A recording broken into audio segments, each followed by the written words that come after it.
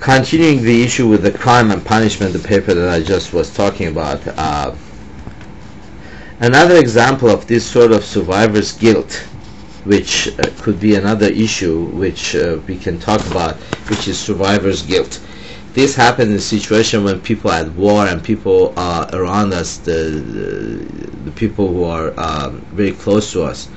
might get harmed, and we survive that, and then there's a survival guilt, and this condition is individuals feeling guilt-ridden, like people in concentration camp in Nazi Germany, and survival individuals who migrate from their motherland in order to find a peaceful environment for themselves and their children could bring a sense of triumph and happiness, accompanied by a sense of guilt related to leaving their loved ones behind. This guilt has to be warded off or dealt with before the individual could go on living. Therefore, in the case of denial of the guilt, there could be manifestations of extravagant carelessness, ruthless behavior, or need to be constantly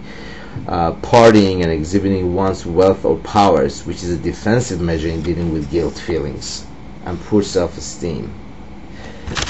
Or extreme conservatism and fear of future depression, anxiety, and increased family conflicts leading to divorce and also substance abuse.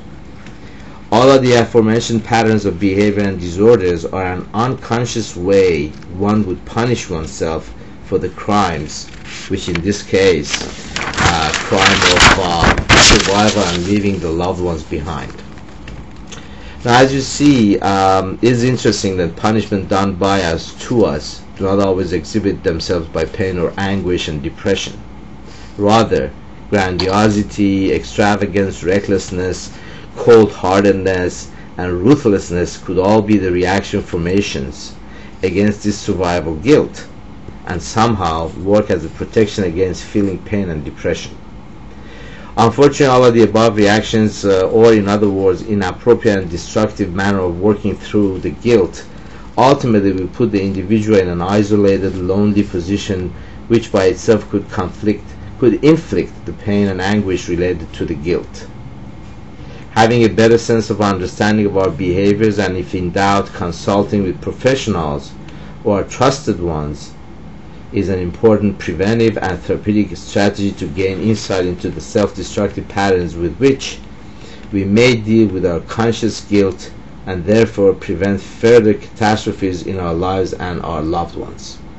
This paper was written on June 11, 1992, and I think it's a interesting concept with regard to the way a human being would punish and set rules for its own out-of-control behavior, which is either perceived or in reality done. I hope you enjoyed that, and I hope it wasn't boring, and I'll talk to you later.